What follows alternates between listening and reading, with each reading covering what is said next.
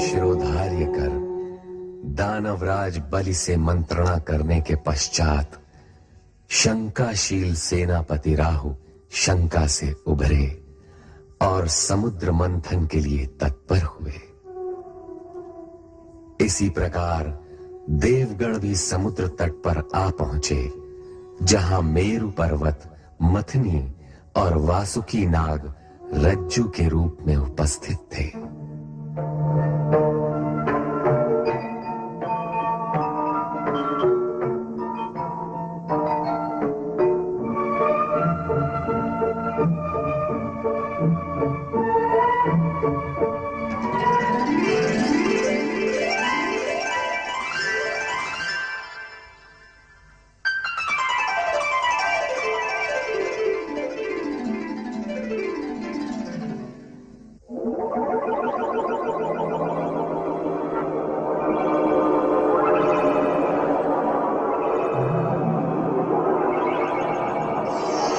हे देवगण, हे असुरों, समुद्र मंथन का कार्य आरंभ हो।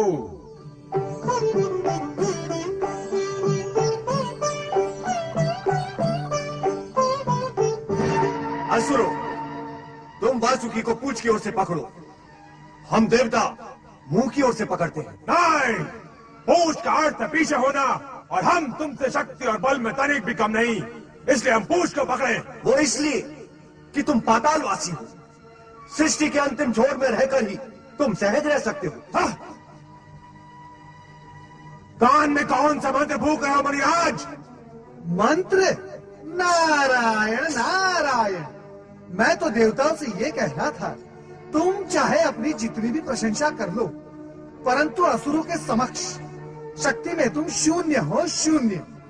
आग और विष उगलते हुए वासुकी का मुंह पकड़ना देवताओं के बस की बात नहीं। नारायण नारायण। बहुत प्रसन्न हुए कि आज देवताओं को उनकी हीनता का ज्ञान तो हुआ। तुमने हमें हीन कहा? तो सबसे पहले यही बात सिद्ध कर ली जाए कि कौन शक्तिशाली है और कौन नहीं। हाँ, देवराज ये क्या कह रहे हैं आप? वासुकी के मुख से निकलने वाले विष से बचने के लिए मैंने ये सब सुहाग रचा था, और आप शत्रुता पर उतर आए। सभी देवता वासुकी की पूछ की ओर रहेंगे और हम असुर मुख की ओर रहेंगे। हाँ।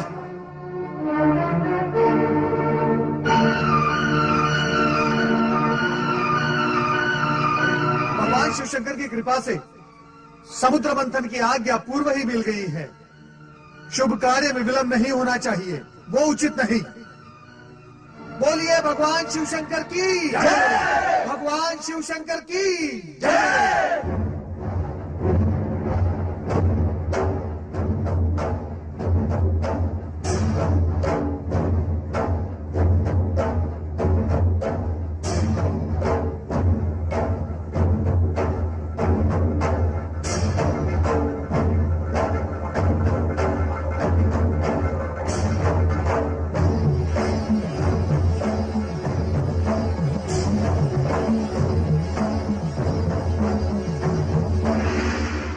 पकड़ने का निर्णय हमने उचित नहीं लिया, किंतु पीछे हटना भी तो संभव नहीं। शिव के मुख से सुन के वचन ये तुम सबका होगा मंथन। सुर असुरों द्वारा विदुनावश आरंभ हुआ सागर मंथन। सागर मंथन, सागर मंथन, सागर मंथन, सागर मंथन।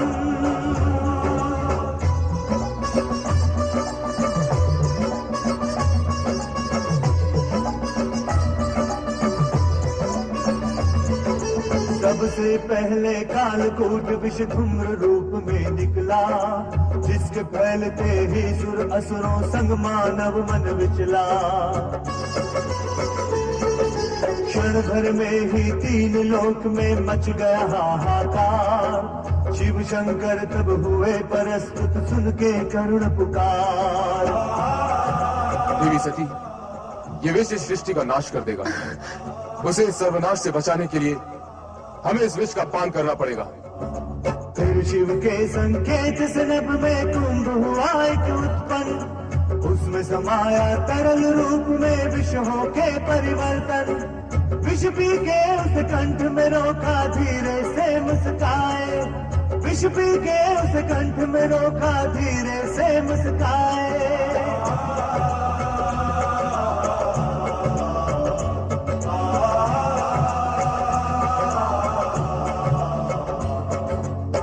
कल्याण हुआ शिव शंकर नीलकंठ कहलाए। नीलकंठ कहलाए, नीलकंठ कहलाए, नीलकंठ कहलाए,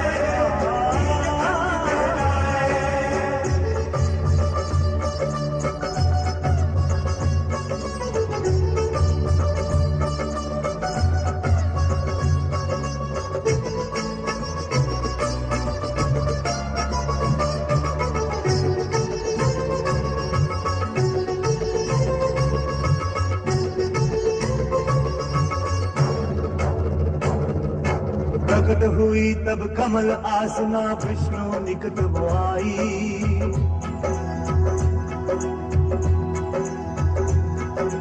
पतिमान लक्ष्मी ने उनको वरमाला पहनाई।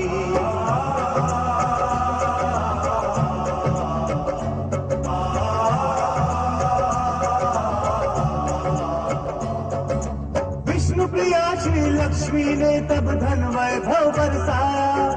उनके दर्शन कर मन ही मन जनमानस हर्षाया। जनमानस हर्षाया,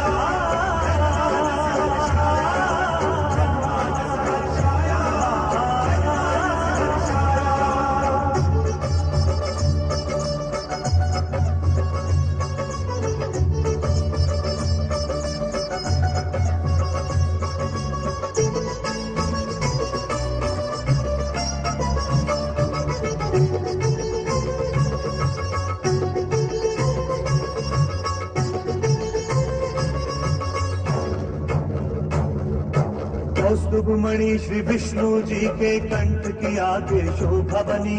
सेनापति राहु ने देखा क्रोध से उसकी भ्रुकुटी तनी। कामधेनु परिजात रावत उच्च श्रीवाकर शोर। रंभा अप्सरा सखियों के संग चली स्वर्ग की ओर।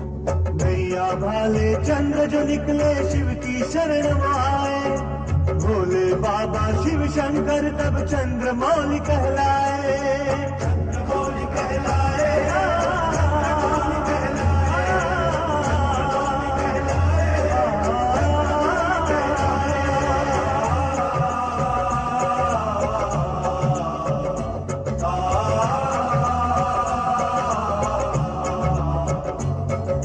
शारंग धनुष जो निकला तो विष्णु जी के कंधे विराजा। शंख बिकरता शंखनाद विष्णु जी के कर में साजा।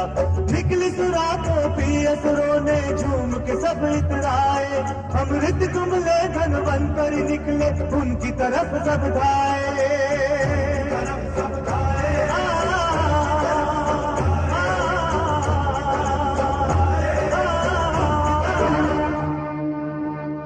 त्रिलोकीनाथ, त्रिलोकीनाथ, हे त्रिलोकीनाथ, कुछ कीजिए अन्यथा अनर्थ हो जाएगा। हे जगदीश्वर, राक्षसों को यदि अमृत कलश प्राप्त हो गया तो उसे पीकर वे अमर हो जाएंगे और इन देवताओं के लिए नई बाधाएं उपस्थित हो जाएंगी। चिंता न करो नारद, अमृत देवताओं को ही प्राप्त होगा।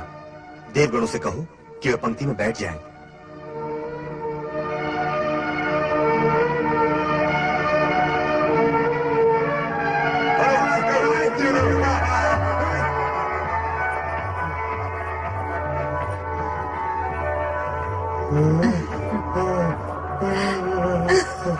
ये अप्सरा है या कौन है? ये स्वर्ग से आई है या समुद्र से?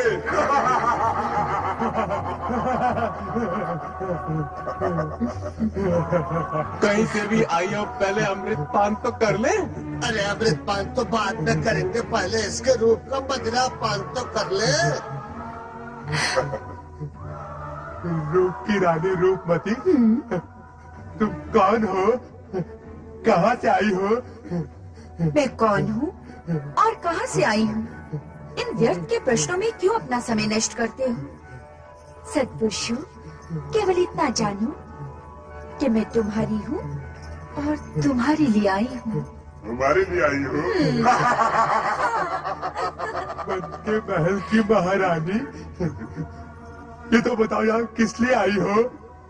तुम सभी को अमृत पान करवाने। अमृत पान करवाने के पश्चात तुम्हें सौंदर्य पान करवाऊंगी।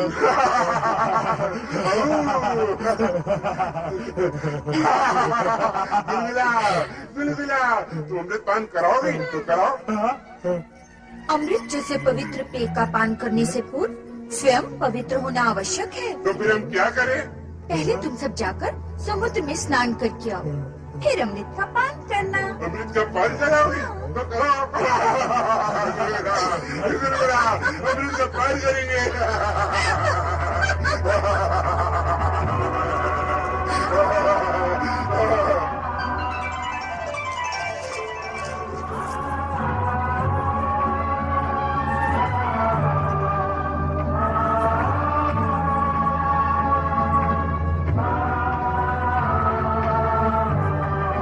ये देव नहीं, राक्षस है। हाँ, राक्षस है। हाँ, राक्षस है, राक्षस।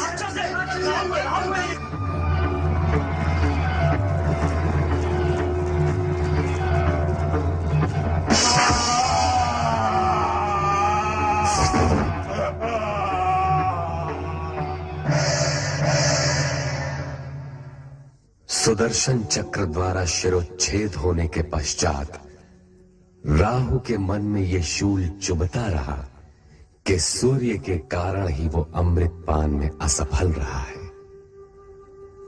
तभी से वो प्रतिशोधवश सूर्य को ग्रसता आ रहा है। असुरों के पाताल पलायन के पश्चात देवगणों का स्वर्ग पर अधिकार हो गया तथा विष्णु लक्ष्मी सहित बैकुंठ लोक में प्रतिष्ठित हो गए।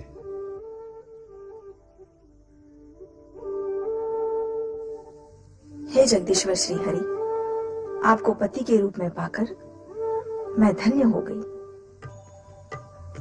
अब मेरे लिए क्या आज्ञा है स्वामी?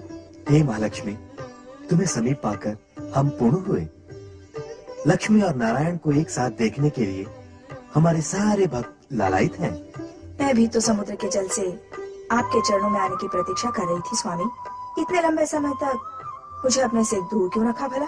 हे महालक्ष्मी, हर कार्य पूर्व निर्धारित समय पर ही होता है। भगवान शिव की इच्छा अनुसार समुद्र मंथन जब होना था तब ही हुआ और हमें तुम प्राप्त हुई। नारायण नारायण। वैकुंठ में लक्ष्मी नारायण के प्रथम दर्शन करके आंखें धन्य हो गई। प्रणाम जगदीश्वर। प्रणाम माते। ये सृजनकर्ता ब्रह्मा जी के मानस पुत्र नारद है महादेवी, जो सारी सृष्टि में भ्रमण करते हुए भगवत भक्ति का प्रचार करते हैं। और अब मैं लक्ष्मी नारायण की भक्ति का प्रचार करूंगा। माता लक्ष्मी, आप तो धन वैभव की देवी हैं। आपके भक्तगण आपकी आराधना के बिना धन धान्य और वैभव कैसे प्राप्त कर सकते हैं? नारद जी, हमारी इतनी प्रशंसा न कीजिए, कहीं हमें अभिमान हो गया तो? नारायण नारायण। जो स्वयं भगवान श्री हरि के चरणों में विराजमान हो, उसे तो अभिमान छू भी नहीं सकता माते। महादेवी, कितने चतुर हैं हमारे परम भक्त देव ऋषि। आपको अभिमान न हो, इसका प्रबंध इन्होंने अभी से ही कर दिया। ऐसा कहकर आप मुझे लज्जित न कीजिए प्रभु। मैं तो माता लक्ष्मी के चरणों की रज के समान हूँ। धन्य हो नारद। अब यह बताओ, तुम्हारे आने का प्रयोजन क्या है? प्रभु, आप मुझे प्रयोजन पूछकर लज्जित न कीजिए। माता लक्ष्मी समुद्र मंथन के बाद प्रथम वैकुंठ पधारी है। आप दोनों के एक साथ दर्शन करने हेतु चला आया। नारद, आपको तो ज्ञात है कि हमसे किसी की भी मन की बात छुपी नहीं रहती। आप महालक्ष्मी के दर्शन के साथ साथ एक और भी प्रयोजन लेकर आए हैं। जब आपको सब कुछ ज्ञात है तो आप स्वयं ही बता दीजिए ना। कभी कभी मैं अपने मन की बात भी नहीं समझ पाता। नारायण नारायण। ओम नमः शिवाय। भगवान शिव ने समुद्र मंथन से निकले विष का पान करके सृष्टि को नष्ट होने से बचा लिया। इसके लिए हमें उनका धन्यवाद व्यक्त करना है। क्यों देव ऋषि? हाँ, आप सत्य कह रहे प्रभु। मैं अभी ब्रह्मलोक से चला आ रहा हूँ। परमपिता ब्रह्मदेव ने भी मुझसे यही कहा। उन्होंने ये भी कहा कि देवराज इंद्र सहित सभी देवता भगवान शिव शंकर के प्रति अपना आभार व्यक्त करने के लिए कैलाश की ओर प्रस्थान कर रहे हैं। तब तो हमें भी वहाँ प्रस्थान करना होगा। कैलाश में भगवान शिव तथा माता सती के दर्शन भी हो जाएंगे। यह तो अति उत्तम विचार है देवी। अब आप मेरे यहाँ आने का प्रयोजन समझ गए प्रभु। नारायण नारायण। सच पूछिए तो मैं आप दोनों को यहाँ से कैलाश ले जाने आया हूँ, परमपिता ब्रह्मदेव की आज्ञा से। आप तो सचमुच चतुर हैं नारद जी। प्रभु आपसे भली भांति परिचित हैं। तो चलो कैलाश चलते हैं। ओम नमः शिवाय। ओम नमः शिवाय। ओम नमः शिवाय। ओम नमः शिवाय। ओम नमः शिवाय। ओम नमः शिवाय। ओम नमः शिवाय। ओम नमः शिवाय। ओम नमः शिवाय। ओम नमः शिवाय। ओम नमः शिवाय। ओम नमः शिवाय। ओम नमः शिवाय। ओम नमः शिवाय। ओम नमः शिवाय। ओम नमः शिवाय। ओम नमः शिवाय। ओम नमः शिवाय। ओम नमः शिवाय। त्रिलोकीनाथ भगवान शिव शंकर की जय। चराचरपति देवादिदेव महादेव की जय। शक्ति रूपिणी देवी सती की जय।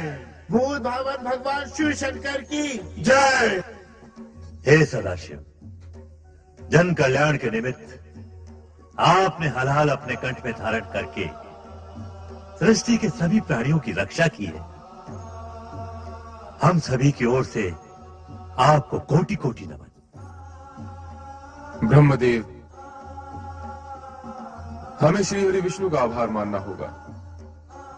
इन्होंने पहले कश्यप फिर मोहिनी रूप धारण किया, राहु का वध किया और अमृत की रक्षा की। समुद्र मंथन के सफल आयोजन ने न्याय और नीति की सार्थकता सिद्ध कर दी है भोलेनाथ। देवताओं को स्वर्ग मिला और असुरों को उनके कर्मों का फल। श्री हरि, सबसे अधिक लाभ तो आपको हुआ है। भगवती लक्ष्मी जो आपको प्राप्त हो गई। देवी सती, सत्य तो ये है कि मुझे श्रीहरि प्राप्त हुए। इनसे अधिक लाभ तो मुझे हुआ है। नारायण नारायण। लाभ हानि की इस चर्चा में इस सत्य को हम सब भूलते जा रहे हैं कि समुद्र मंथन का मूलभूत विचार परम पिता ब्रह्मा जी का था। माता सरस्वती की सुमधुर वीणा के झनकार से यदि परम पिता ब्रह्मा जी की सृजनशीलता जागृत न होती तो समुद्र मंथन ही न होता।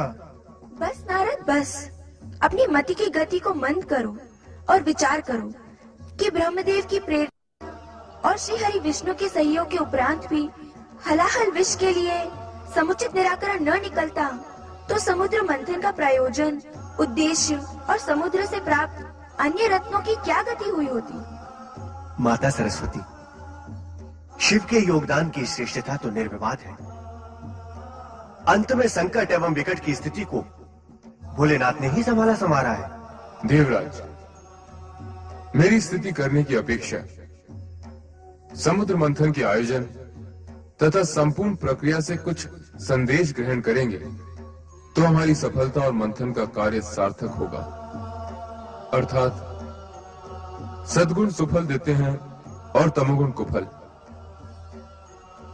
असुरों ने शक्ति, सुविधा और साधन संपन्न होते हुए भी पराजय का मुंह देखा तथा देवगण विजयी हुए। भविष्य में सचेत व सावधान रहने की आवश्यकता है देवराज। स्वामी, आपके अंतिम शब्दों से तो ऐसा लगता है जैसे आप सबको विदा करने की इच्छुक हैं। किंतु मैंने न तो भगवती लक्ष्मी को दृष्टि भरकर देखा है और न ही देवी सरस्वती से कुछ चर्चा की है। नारायण नारायण। चर्चा? जब दो देवियां चर्चा करती हैं तो धरती में कंपन होने लगता है। यहाँ तो तीन तीन देवियां चर्चा करेंगी। नारायण नारायण। नारद, माता, अपनी वाणी पर विराम लगाओ। माता, यदि मैं अपनी वाणी पर विराम लगा दूंगा तो श्री हरि का जाप कैसे करूंगा? नारायण नारायण। देवर्षि, अब केवल नारायण के जाप से कार्य पूर्ण नहीं होगा, अब तो नारायणी का जाप भी करना होगा। नारायणी तो नारायण में समाई हुई है माता। क्यों माता लक्ष्मी, सत्य है ना? समुद्र मंथन की सफलता के लिए भगवान शंकर का आभार व्यक्त करने के लिए सभी देवगण कैलाश पर उपस्थित हुए।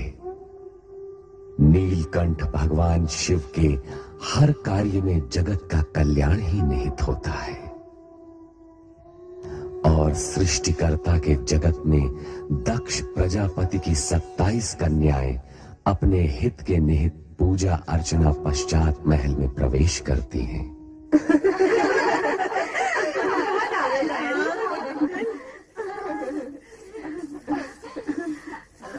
प्रणाम पिताश्री। प्रणाम माते। आयुष्मान भव। कहाँ से आई हो पुत्रियों? चंद्र पूजन के लिए।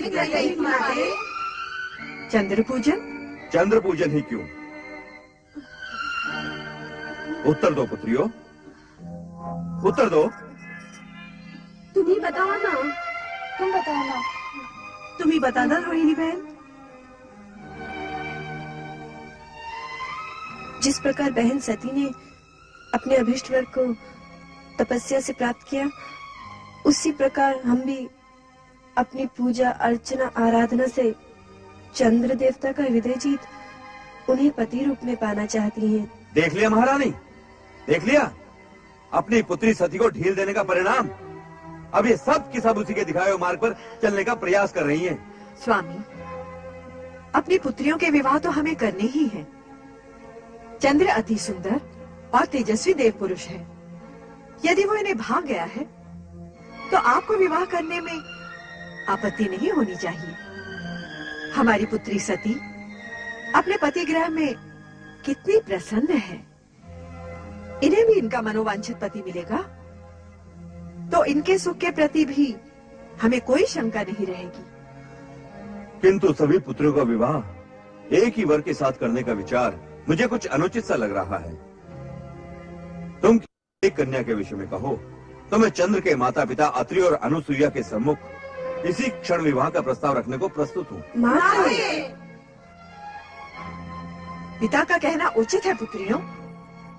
तुम में से किसी एक का विवाह ही चंद्र के साथ हो सकता है। किंतु हम सभी नक्षत्र कन्याएं हैं माते। हमारा जीवन चंद्र से जुड़ चुका है। हम में से कोई भी चंद्रदेव के बिना जीवित नहीं रह सकेगी। हम सबकी यही दशा है। ठीक है, मैं अत्रि आश्रम जाकर विवाह प्रस्ताव प्रस्तुत करता हूँ। आपके प्रस्ताव ने हमें धन्य कर दिया राजन।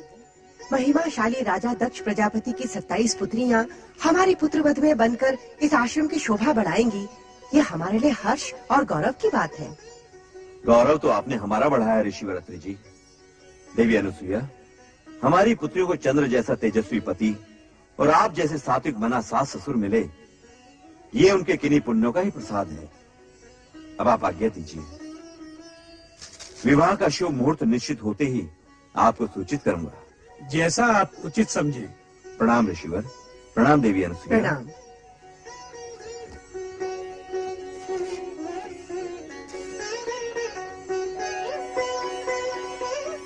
सत्ताईस नक्षत्र कन्याओं के आगमन से ये आश्रम जगमगा उठेगा। आश्रम ही नहीं, आकाश से स्थित चंद्र महल भी। किंतु क्या स्वामी? मैं सोच रहा था, हमारे पुत्र चंद्र का चित्त अति चंचल है। क्या वो 27 पत्नियों के प्रति अपना पति धर्म एक रूपता से निभा पाएगा? विवाह के बाद का चिंतन ना करें स्वामी। चिंता करने से होगा भी क्या, क्योंकि इन नक्षत्र कन्याओं का चंद्र से विवाह होना विधि का विधान है और हम इसे हर्ष पूर्वक स्वीकृति दे चुके हैं।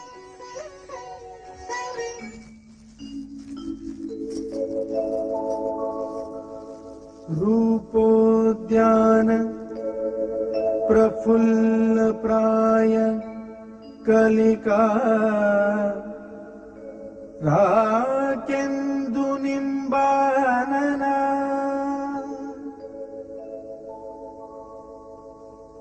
तन्वंगी शुभहासिनी सुरसिका क्रीडा कला संरति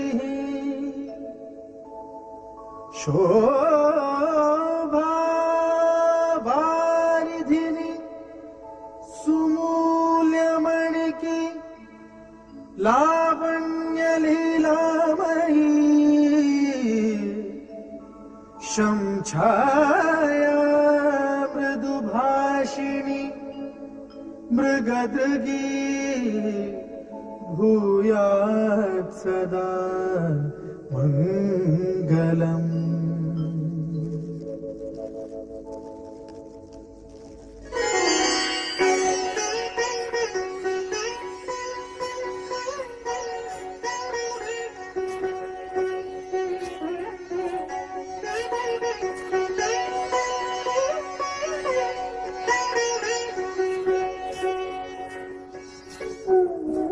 स्वामी रोहिणी को लेकर कक्ष में चले गए, हमसे बात भी नहीं की। क्या हम बात करने के योग्य भी नहीं थे, जो हमें बिना कोई आदेश दिए चले गए?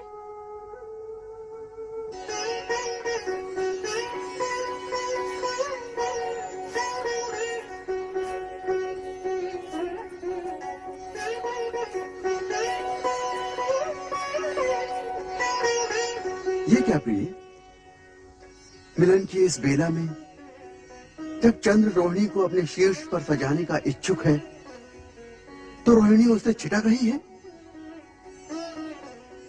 क्या हम तुम्हें प्रिय नहीं? आप जैसे सुदर्शन पति को पाने के पश्चात भला कौन पत्नी ये कहेगी? किंतु आपका प्रेम ग्रहण करते हुए मेरे मन में ऐसे भाव आ रहे हैं जैसे मैं अपनी बहनों का प्रेम अंश उनसे छीन रही हूँ। प्रिय, पत्नी होना एक धर्म है, प्रेमिका एक भाव। तुम्हारी बहनें मेरी पत्नी अवश्य हैं, परंतु मैं प्रेम केवल तुम ही से करता हूं। कि रात्रि की बेला बातों में व्यर्थ गंवाने के लिए नहीं है प्रिय। चलो विहार करें। अभी आपने कहा कि पत्नी होना एक धर्म है, इसी प्रकार पति होना भी एक धर्म है। और ये धर्म कहता है कि अपने प्रेम को सभी पत्नियों में समान रूप से वितरित किया जाए। किंतु आपने मेरी अन्य बहनों को प्रेम पिपासा में छोड़कर उचित नहीं किया। उनकी दशा उस चकोरी के समान हो गई है जो चंद्र के लिए हमेशा तड़पती रहती है। ऐसा प्रतीत होता है कि हम सबसे अधिक प्रेम स्वामी रोहिणी को ही करते हैं। विवाह 27 दक्ष पुत्रियों के साथ और प्रेम केवल एक के साथ, ये तो सर्वथा अन्याय है। हाँ, अन्याय है। ये अन्याय असहनीय है, दुखदायी है। क्या हमारा जीवन पति प्रेम पाने के लिए इसी प्रकार तड़पता रहेगा? नहीं, पति प्रेम पाने के लिए हमें कोई न कोई उपाय करना ही होगा, प्रयत्न करना ही होगा कि हम स्वामी के प्रेम पात्र बने, प्रेम पात्र अवश्य बने। तभी से तुम्हें प्राप्त करने की कामना में दग्ध हो रहा हूँ। जब तुम्हें प्रथम बार देखा था और अब जब हम मिलन के इतने निकट हैं, तो तुम तर्क पर तर्क ही जा रही हो। मैंने तो केवल इतना कहा कि पति रूप में अपनी अन्य पत्नियों की उपेक्षा करना आपका धर्म नहीं है। प्रेम, धर्म, कर्म, जात पात, रीति नीति कुछ नहीं जानता। प्रेम की परिभाषा तो सबसे निराली होती है, और यदि तुम इस परिभाषा का अर्थ जान जाओगी तो स्वयं कच्चे धागे की तरह मेरे पीछे पीछे खिंची चली आओगी।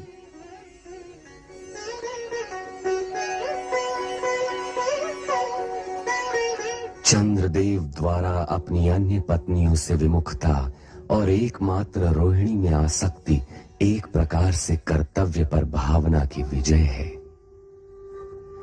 चंद्रदेव पति पत्नी के संबंधों की पवित्रता व धर्म को भूल गए। संभवतः ये भी भगवान शिव की असीमित लीला का ही परिणाम हो, पर ऐसी विजय की सराहना कदापि नहीं होती जिसमें भावना कर्तव्य से श्रेष्ठ हो जाए।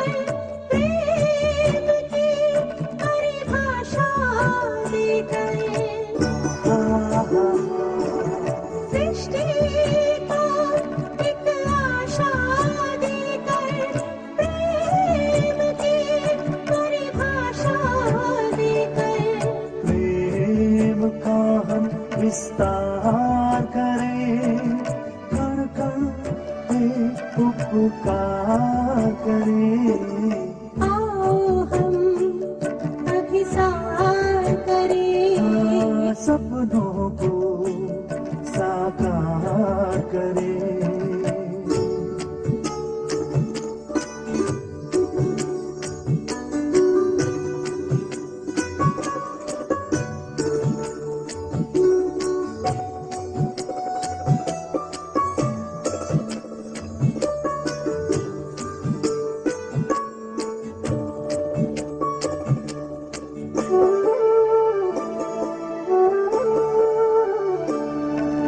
चंद्रदेव हूँ मैं, तुम रोहिणी, मैं हूँ मोह तो तुम मोहिनी।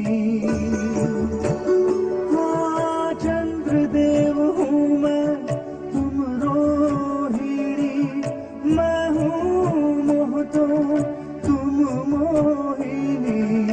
मैं हूँ तुम में, मुझ में तुम हो, सच है ये स्वीकार करें। आओ हम अभिसार करें, ये सपनों को साकार करें।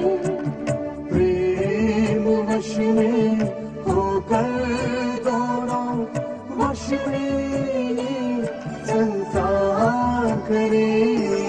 आओ हम अभिसार करें, ये सपनों को साकार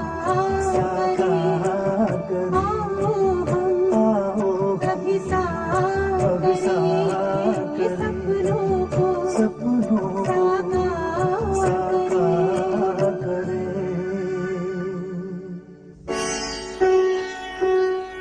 स्वामी, ये क्या अनर्थ हो गया? मेरी सबकी सब बहनें न जाने कहाँ चली गई।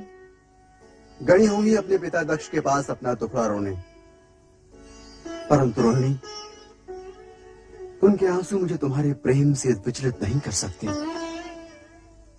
अग्नि को साक्षी देकर हम सभी बहनों को चंद्र ने पति के रूप में वारा था, किंतु केवल वो रोहिणी पर अपना सारा पति प्रेम लुटा रहा है। हम अपनी उपेक्षा और अनादर नहीं सहन कर सकते माते। माना चंद्रदेव से हमारा संबंध नया ही जुड़ा है, हमारे नए जीवन का प्रारंभ हुआ है, परंतु इस नए जीवन का कोई अर्थ ही नहीं है। हम अभी तक पति सुख से वंचित हैं। रोहिणी तो हमारी बहन है, कम से कम उसे तो अपनी बहनों के दुख और व्यथा के विषय में सोचना चाहिए। हमारा तो जीवन ही व्यर्थ हो गया है पिताश्री। पति से उपेक्षित पत्नी की स्थिति उस विधवा से भी हीन है, जो अपने पति को खोने का दुख धीरे धीरे संजो लेती है। ऐसी अशुभ बातें मत करो पुत्रियों। तुम्हारे पिता इस स्थिति को सामान्य कराने का अवश्य प्रयास करेंगे। तुम्हारी माता ठीक कह रही है पुत्री। चंद्र पर केवल रोहिणी का अधिकार नहीं। मैं चंद्र को समझाकर तुम सभी को पति प्रेम का न्यायोचित भाग अवश्य दिलवाऊंगा।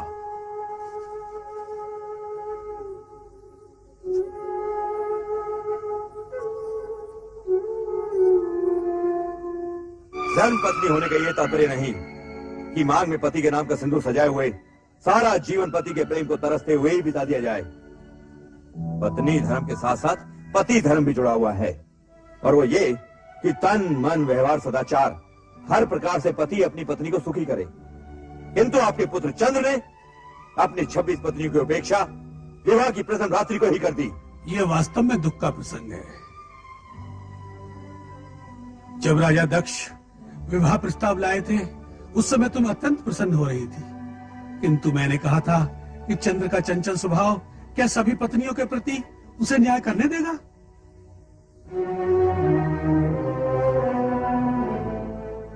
मन में ऐसी संशय के रहते हुए मैं तनिक असमंजस में था, किंतु आपके आग्रहपूर्ण प्रस्ताव और अनुसुईया की प्रसन्नता को देखते हुए मैंने आपका विवाह प्रस्ताव स्वीकार कर लिया था।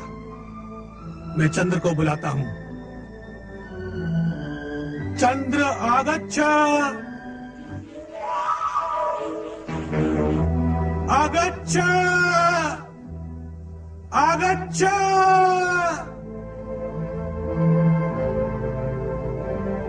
पिताजी ने हमें स्मरण किया है। चलो चलते हैं।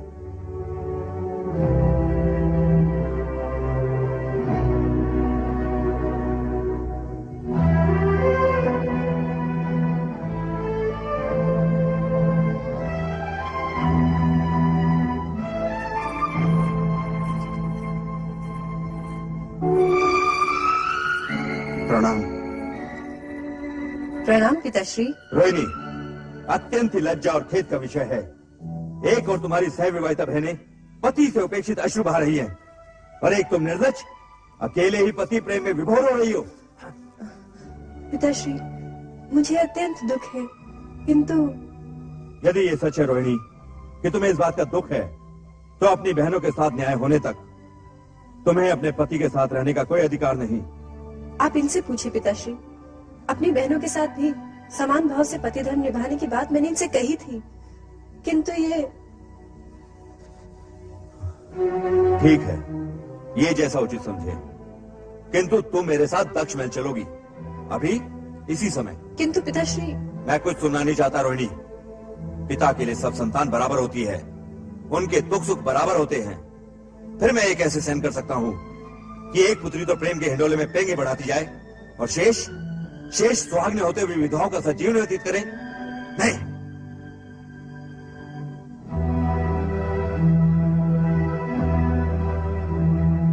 देवी अनुसुईया, ऋषिवर, आप मुझे रोहिणी को अपने साथ ले जाने की अनुमति दें।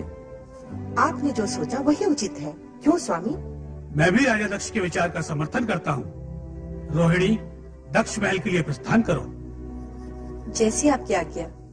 चलो रोहिणी।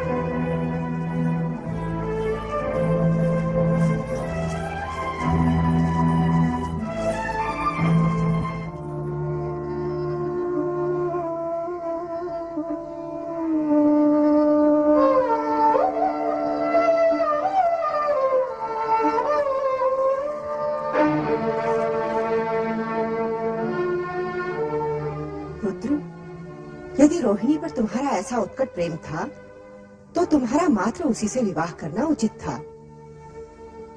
किंतु अब जब तुम्हारी 27 पत्नियां हैं, तो तुम्हें सभी को अपने प्रेम का दान देना होगा। प्रेम तो हृदय से उत्पन्न होता है, और मेरे हृदय पर तो मेरा अधिकार ही नहीं रहा।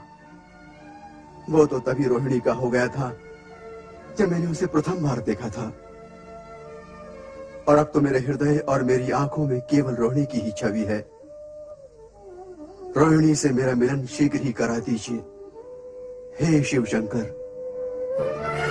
अश्विनी, फाल्गुनी, उत्तरा, रोहिणी, चंद्र ने तुम लोगों के साथ जो कुछ किया है, उसका प्रायश्चित अब ये रोहिणी करेगी। रोहिणी, हम इसे चंद्र से दूर ले आए हैं। पिताश्री, तुम्हारा दुख मेरा दुख है बहनों। मैं तो तब भी विवश थी और अब भी विवश हूँ। रोहिणी, हम तुम्हें दुखी देखना नहीं चाहते, बस सिर्फ हम न्याय चाहते हैं। जब तक रोहिणी चंद्र के पास रहेगी, तुम सबको न्याय नहीं मिल सकता। इसलिए हम रोहिणी को यहाँ ले आए हैं। ये आपने ठीक नहीं किया स्वामी। अपने जमाता चंद्र को दुखी करने का आपको कोई अधिकार नहीं। महारानी, तुम हमारे अधिकार को चुनौती नहीं दे सकती। हम दक्ष प्रजापति हैं। प्रजा के प्रत्येक व्यक्ति के सुख का ध्यान रखना हमारा कर्तव्य है। तो फिर क्या हम अपनी पुत्रियों को सुख से आंखें फेर दें? ये कदापि नहीं हो सकता महारानी, कदापि नहीं हो सकता। तुम उनके पास लौट जाओ रोहिणी बहन। हम नहीं चाहते कि तुम्हारे साथ साथ वे भी दुखी हो। नहीं, जब तक चंद्र अपने अन्याय के लिए क्षमा मांगकर तुम सबको समान प्रेम देना स्वीकार नहीं करता, रोहिणी यहाँ से नहीं जाएगी। आप तो जानते हैं हमारे जमाता चंद्र कितने भावुक हैं। जरा सोचिए तो, आपने उनके साथ जो किया उससे उनके हृदय को कितना आघात पहुंचा होगा। हम पर इन बातों का कोई प्रभाव नहीं होगा महारानी। एक अन्यायी को उसके अन्याय का दंड मिलना ही चाहिए। लेकिन महाराज, क्या हम इसके लिए शिव जी से सहायता नहीं? महारानी, ये हम बहुत सुन चुके हैं, किंतु हमारा यह निश्चय अटल है कि हम शिव से किसी प्रकार की सहायता मांगने नहीं जाएंगे। तो फिर आप अपने पिता ब्रह्मा जी के पास जाकर विनती कीजिए कि वे स्वयं शिव जी के पास जाकर अपनी पौत्रियों को दुर्भाग्य की छाया से बचाएं। इन कन्याओं के पितामह होने के नाते उनका भी कुछ कर्तव्य है।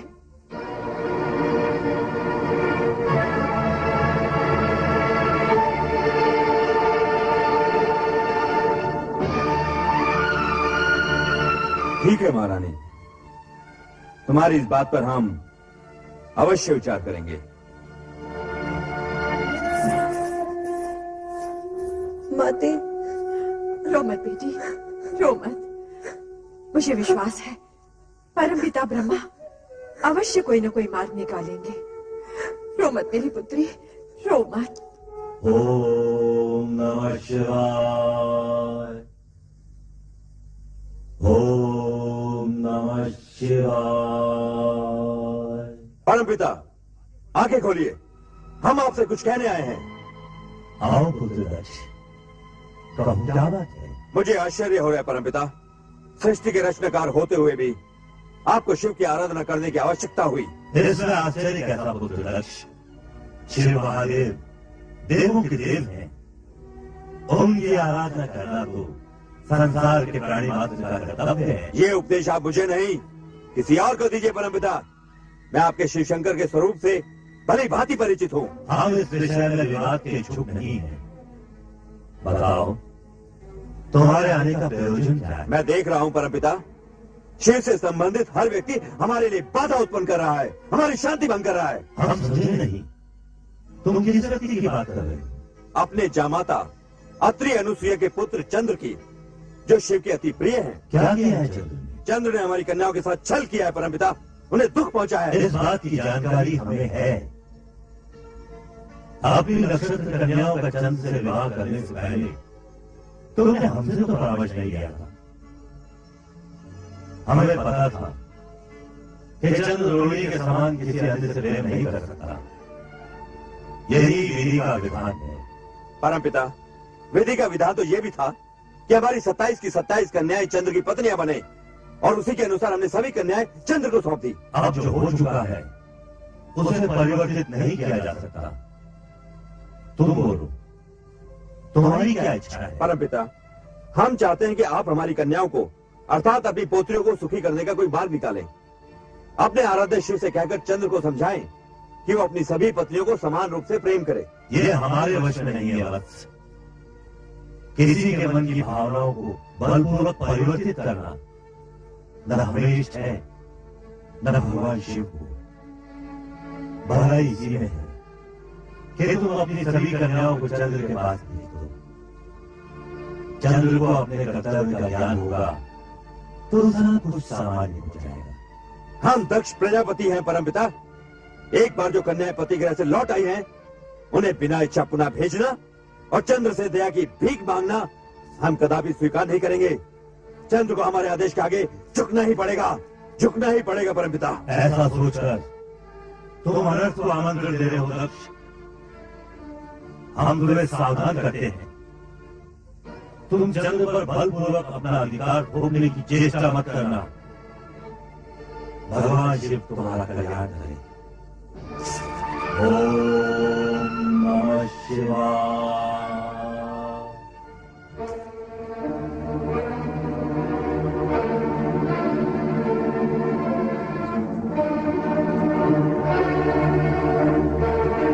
कहता दक्ष,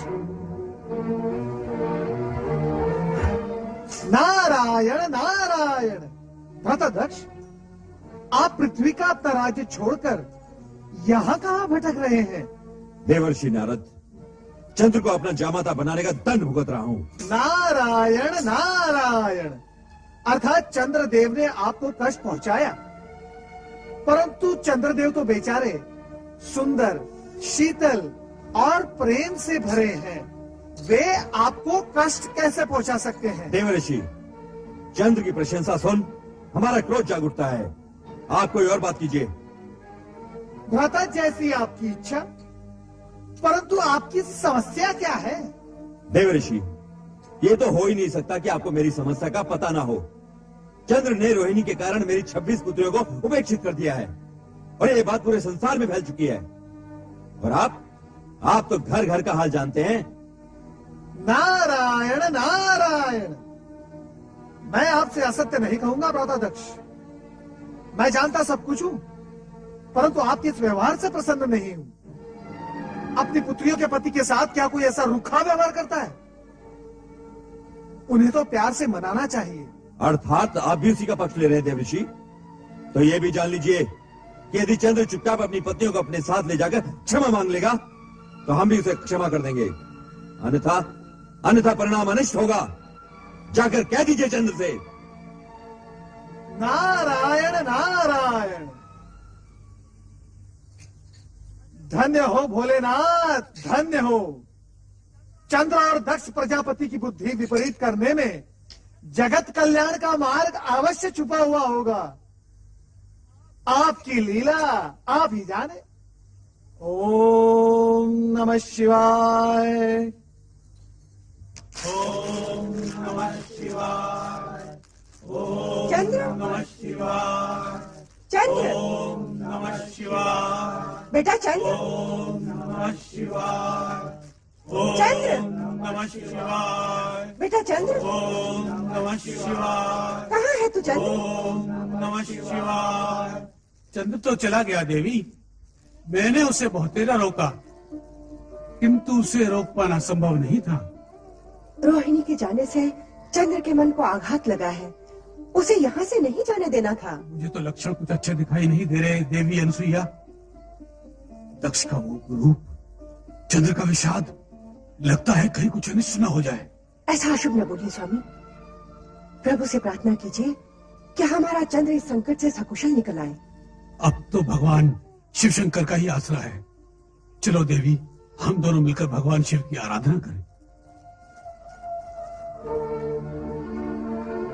ओम नमः शिवाय। ओम नमः शिवाय।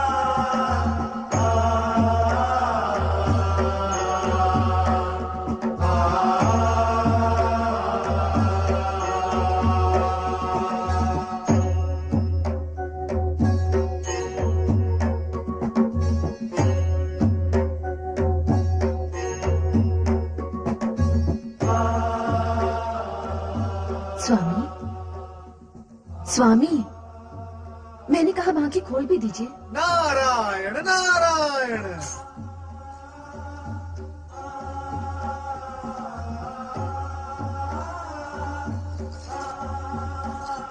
प्रभु, मेरे इतनी पुकारने पर भी आपकी पलक तनिक भी नहीं हिली, और देवर्षि के आते ही आपने अपने नेत्र खोल दिए। अर्धांगिनी की अपेक्षा भक्त के प्रति भगवान को विशेष सचेत रहना पड़ता है। नारायण नारायण। प्रभु, आपने इस भक्त को प्रसन्न करने के लिए देवी सती को कुंठित कर दिया। कुंठित? मैं? कदापि नहीं। कभी कभी थोड़ी बहुत उल्हाने, थोड़े हास्य, थोड़े परिहास, इन्हीं से तो पति पत्नी का प्रेम बढ़ता है ना प्रभु? तुम्हारा मंतव्य है कि प्रेम के विस्तार के लिए मैं भी ये सब करूं? देवी सती, आपको तो प्रतिक्षण भगवान शिव के निकट रहने का सुख प्राप्त है, परंतु हम भक्तों को भगवान शिव के एक क्षण भी दर्शन हो जाए तो हम धन्य होकर चले जाते हैं। नारद जी, कहीं आपको मुझसे ईर्ष्या तो नहीं हो रही? नारायण नारायण नारायण। देवी सती, ये कैसे हो सकता है? मैं बाल ब्रह्मचारी अवश्य हूँ, परंतु मैं विवाह संस्था भी मानता हूँ। पति पत्नी को एक दूसरे के नैकट्य का सुख अति आवश्यक है। यदि यही अप्राप्त रह जाए तो बड़े दुख की बात है। आपकी निश्वास कुछ संकेत कर रही है देवर्षि। स्पष्ट कहिए, आपके कहने का तात्पर्य क्या है? यही कि आपकी बहन रोहिणी और उनके पति चंद्र का एक दूसरे के प्रति अति प्रेम और नैकट्य सुख आपकी अन्य बहनों के लिए दुख का कारण बन गया है। देवी सती, आपके माता पिता भी अत्यधिक चिंतित हैं। हे भगवान शिव शंकर, देवी सती की बहनों के कष्ट के निवारण हेतु कुछ तो उपाय कीजिए। किसी को सुख तो किसी को दुख, ये उचित नहीं प्रभु। प्रभु, आप बोलते क्यों नहीं? इतना तो बताइए कि सुख दुख मिश्रित कथा का अंतिम चरण क्या है? सुख और दुख दोनों ही जीवन में कन्या के लिए उसी प्रकार आवश्यक हैं जैसे स्वाद के लिए नमक और शर्करा। जिस कथा की चर्चा तुम कर रहे हो उसे तनिक आगे तो बढ़ने दो और उसका अंतिम चरण आने तक प्रतीक्षा करो। कैलाश पर देवाधिदेव भगवान शंकर के समक्ष देवर्षि नारद ने माता सती से चंद्र का रोहिणी के प्रति आकर्षण व अन्य पत्नियों के प्रति विकर्षण का उल्लेख किया। माता सती बहनों की चिंता में निमग्न हो गई। उधर अर्धरात्रि में रोहिणी अपनी शैया पर बैठी चंद्र की स्मृति में व्याकुल है। ये मुझे क्या हो गया है प्रभु? क्या मेरा जीवन उद्देश्यहीन हो गया है? क्या चंद्र मुझे कभी प्राप्त नहीं होगा? क्या चंद्र मेरी सुध ही नहीं लेगा? मुझे स्वयं नहीं ज्ञात कि मैं कैसी विपदा में आन पड़ी हूँ। हे परमेश्वर, मेरा जीवन क्या निरर्थक है? नहीं नहीं, मेरा जीवन निरर्थक नहीं हो सकता। मैं इस जीवन को ऐसे ही व्यतीत नहीं करूंगी। मुझे अपने जीवन के बारे में सोचना होगा, सोचना होगा मुझे। मैं अपने चंद्र के बिना नहीं जी पाऊंगी, नहीं जी पाऊंगी, मैं नहीं जी पाऊंगी। हे भगवान, तुम्हें यदि सृष्टि रचना करनी ही थी तो मानव क्यों बनाया? और यदि मानव ही बनाना था तो उसे हृदय क्यों दिया? और यदि उसे हृदय देना ही था प्रभु तो उसमें प्रेम क्यों समोया? ये मेरी सोच से परे है प्रभु। मैं आज तक इसका कारण नहीं जान पाई। मुझ पर कृपा करो प्रभु, मेरे चंद्र से मुझे शीघ्र मिला दो, मिला दो प्रभु।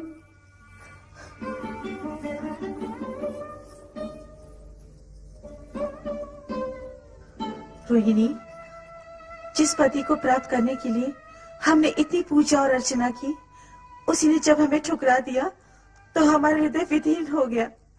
ये भी सत्य है कि तीर खाए पंछी की तरह छटपटाते हुए जब हमने पिता के समक्ष कहा कि चंद्र रोहिणी के कारण हमें उपेक्षित कर रहा है, तो हमें ठीक नहीं लगा। हम तो विनय में विचलित थे ही, तेरा सुख भी पिता के क्रोध ने छीन लिया। जो कुछ भी हुआ अश्विनी बहन, ठीक ही हुआ। यदि हम सब बहनें बचपन से सुख में भागीदार रही हैं, तो दुख में भी हमारा समान भाग होना चाहिए। मैं सत्य कहती हूँ बहनों, स्वामी के पास होते हुए भी मैं हर क्षण यही सोचा करती थी कि तुम लोगों के साथ घोर अन्याय हो रहा है। अश्विनी, हम बहनें तो हैं, किंतु उससे पहले हम नारी हैं, और यदि नारी ही नारी की पीड़ा नहीं समझेगी तो फिर कौन समझेगा? हो सके तो मुझ पर विश्वास करो और मुझे स्वयं से अलग मत समझो। बस करो रोहिणी, अब इस तरह से अपने मन को और मत दुखाओ। होगा वही जो भगवान को स्वीकार होगा। अब तुम विश्राम करो बहन। हाँ रोहिणी, आओ चले।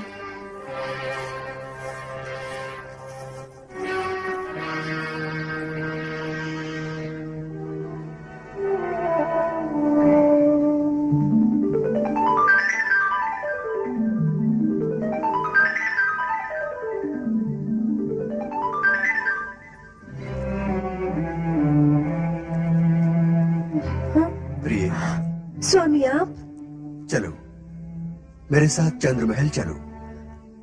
नहीं स्वामी, जब तक आप अपनी अन्य पत्नियों को उनका अधिकार नहीं दे देते मैं यही रहूंगी।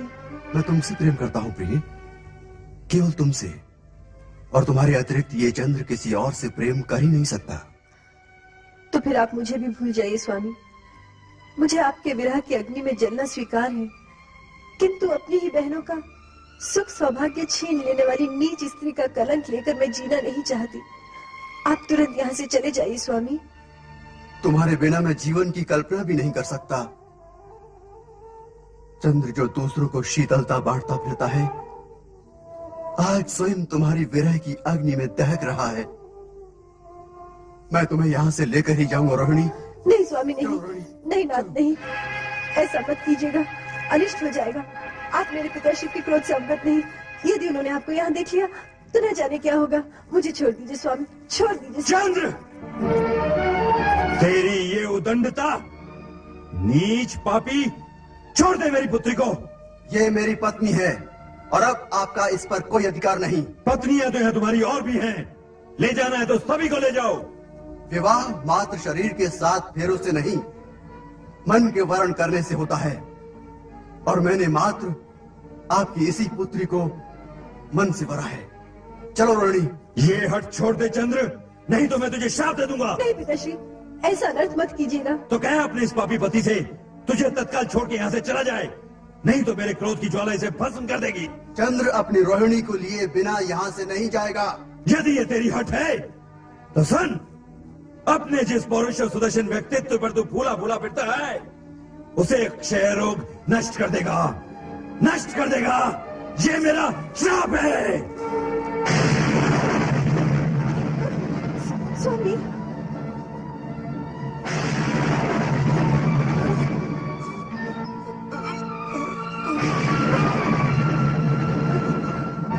स्वामी,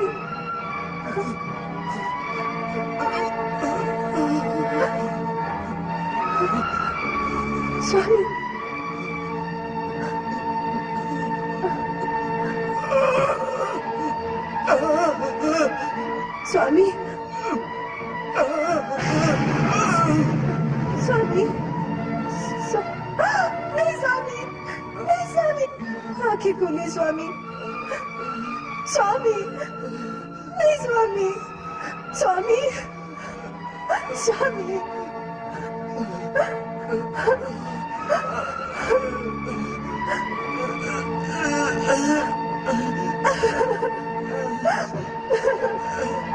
स्वामी,